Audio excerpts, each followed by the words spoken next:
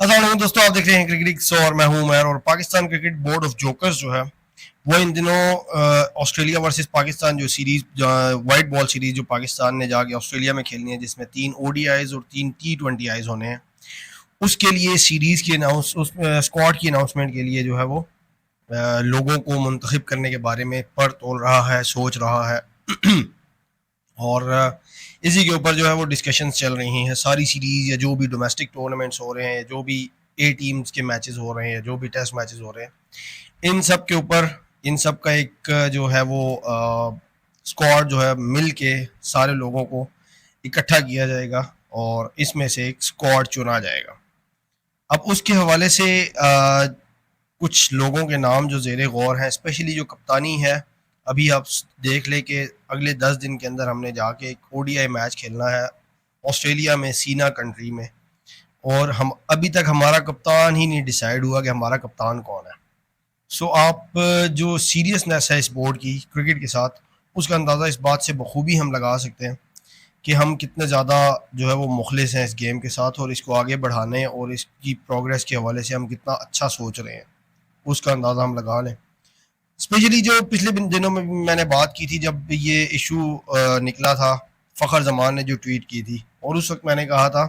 कि फ़खर जमान को इसके आफ्टर शॉक्स जो है वो भुगतने पड़ेंगे, और वो विद इन नो टाइम, एक हफ्ते के अंदर अंदर जो है वो आफ्टर शॉक्स जो है वो फ़खर जमान को उसके पहुंच गए। और अब सोचा ये जा रहा है कि फ़खर जमान को फिटनेस का बहाना बना के ODI सीरीज़ से और जो T20I सीरीज़ है ऑस्ट्रेलिया के अगेंस्ट, उससे ड्रॉप कर दिया जाए। हालांकि इस वक्त हमारे पास वाइट बॉल में उससे अच्छा ओपनर जो ऑस्ट्रेलिया में जाके ऑस्ट्रेलिया को टफ टाइम दे सकता है, वहाँ की पिचेस के हवाले से अच्छा पॉजिटिव खेल सकता है, वैसा बंदा मौजूद नहीं है। लेकिन हम फिर भी ये चाह रहे हैं कि हम सिर्फ एक ट्वीट की बिना पर उसको ड्रॉप करें। ये सारे मसाइल क्यों हैं, ये डिस्कस करने वाली बात है। उसमें सबसे जो ज़्यादा इम्पोर्टेंट है वो ये है कि जब आपको याद होगा ज़का अशरफ के टाइम में बाबर आजम ने प्लेयर एम्पावरमेंट की बात की थी, तो वो जो उस प्लेयर एम्पावरमेंट को तोड़ने के लिए जो उन्हें ड्यूरिंग द वर्ल्ड कप ये सारा ड्रामा रचाया गया, वो बाबर आजम की चैट लीक करने का और बाबर आजम को कप्तानी से हटाने के बारे में जो एक प्री प्लान मनसूबा बनाया गया था, उसकी बुनियाद वहाँ पर रखी गई थी। और उस वक्त अगर प्लेयर्स इसको सपोर्ट करते तो आज इस मोहताजी का सामना प्लेयर्स को ना होता कि आपके बात करने के ऊपर भी पाबंदी है। और उसमें से मोस्टली ऐसे प्लेयर्स जो उस वक्त जो है वो टीम का रीढ़ की हड्डी की हैसियत रखते थे और ट्रम्प कार्ड्स समझे जाते थे टीम के, जिसमें शाहीन अफरीदी, नसीम शाह और बाबर आजम शामिल थे, और अभी फ़खर जमान भी उसका हिस्सा बनने जा रहे हैं। उनको आप ड्रॉप करने का एक टाइम पे सोच भी नहीं सकते थे, लेकिन अभी उनमें से 3 प्लेयर्स जो है वो आउट ऑफ द टीम है और एक को ड्रॉप करने के बारे में सोचा जा रहा है। सो ये किस खूबसूरती से ये सारा खेल रचाया गया, जिसमें मैं सबसे ज़्यादा, जब भी मैं बात कर रहा था उस दिन भी मैं उस्मान वाला की बात कर रहा था और सलमान नसीर, ये दो ऐसे लोग हैं जिन्होंने पिछले 2 साल से 2022 से लेके अभी तक टीम को बेड़ा गर्क करने में इन दोनों लोगों ने कोई कसर नहीं छोड़ रखी है। और जो भी डिसीजंस पॉलिटिकल इन्फ्लुएंस की वजह से टीम जिन डिसीजंस का शिकार है, उनमें ये दोनों लोग जो हैं वो बहुत ज़्यादा नेगेटिव रोल प्ले कर रहे हैं। और इन दोनों को इससे कोई भी गर्ज नहीं है कि कोई प्लेयर कितना अच्छा परफॉर्म कर रहा है, वो टीम के लिए क्या मायने रखती है, उसकी जो प्रेजेंस है वो टीम में कैसी, कितना पॉजिटिव वाइब्स लेके आती है। इन्हें इससे कोई सरोकार नहीं है। इन्हें बस ये है कि इनके ऊपर, इनके अगेंस्ट कोई भी बंदा कोई भी बात ना करे। हमने जो मैंने पिछले दिनों ट्वीट्स शेयर की थी, जिसमें उस्मान वाला ने इमाद वसीम को लेके आए, फिर आज मैं एक बैटिंग देख रहा था जहाँ पे इमाद वसीम को जॉलीज मिल रही थी अगेंस्ट इंडिया वर्ल्ड T20 2024 के अंदर, उन्होंने उसको उनमें से कोई भी हिट नहीं की। और ये मेरे ख्याल से ये भी इस प्लान का हिस्सा था कि इमाद वसीम को शामिल किया गया कि आपको जब बैटिंग में उन्हें प्रमोट किया गया इफ्तिखार के ऊपर कि जाना है तुमने बैटिंग करनी है और वहाँ पे जाके तुमने मैच को जो है वो ऐसे फिनिश करके आना है कि फिनिश ही कर देना है, मैच हमने जितवाना नहीं है। देखें, जब सियासत बीच में आती है ना, सियासत बहुत बुरी चीज़ है, तो वहाँ पे आप कुछ भी सोच सकते हैं। बहरहाल, स्क्वाड की जहाँ पे बात कर रहे थे हम, तो ऑस्ट्रेलिया के अगेंस्ट जो स्क्वाड है उसकी अनाउंसमेंट जो है वो आज या कल में हो जानी है। उसमें जो कुछ अच्छी चीज़ें हैं वो ये है कि किंग बॉबी जो है वो वंस अगेन कम बैक करेगा। ऑब्वियसली इनके पास कोई और है ही नहीं है सीना पे खेलने के लिए, किसको खिलाएंगे। कामरान गुलाम या सऊद शकील, या जितने भी नए लड़के हैं, इनके पास इतना वहाँ का एक्सपीरियंस नहीं है। बॉबी की वहाँ पे ऑस्ट्रेलिया के अगेंस्ट, सीना को नहीं, मैं ऑस्ट्रेलिया के अगेंस्ट एवरेज की बात कर रहा हूँ, 75 की एवरेज है अगेंस्ट ऑस्ट्रेलिया, राइट। सो उन्हें वापस लेके आया जा रहा है। शाहीन शाह अफरीदी कम बैक करेंगे, नसीम शाह को भी लेके आया जाएगा। उसके अलावा जो कप्तानी के हवाले से जो मोस्ट इंपॉर्टेंट अनाउंसमेंट है वो यही है कि कप्तानी जो है वो रिजवान के हिस्से में ही आएगी। कुछ नाम सलमान अली आगा और सऊद शकील, कुछ लोग कह रहे थे सैम अयूब को भी इसमें कंसीडर किया जाएगा, लेकिन उन्हें इसमें इसका हिस्सा नहीं बनाया जाएगा क्योंकि एक ऐसा टूर है ऑस्ट्रेलिया का जहाँ पे आप नए लड़कों को या नए तजर्बात करके जो है वो टीम को इस दलदल में नहीं धकेल सकते। सो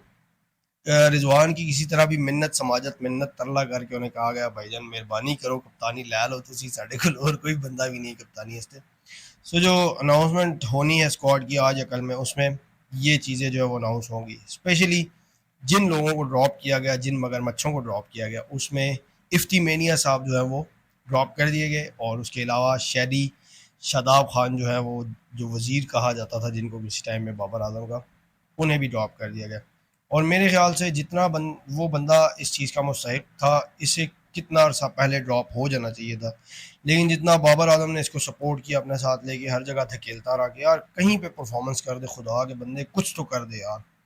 लेकिन इस बंदे ने उसकी कोई लाज नहीं रखी। इसकी वजह से बाबर आजम ने कितनी मुश्किलात का सामना करना पड़ा उसको, उसे अपनी कप्तानी से हाथ धोना पड़ा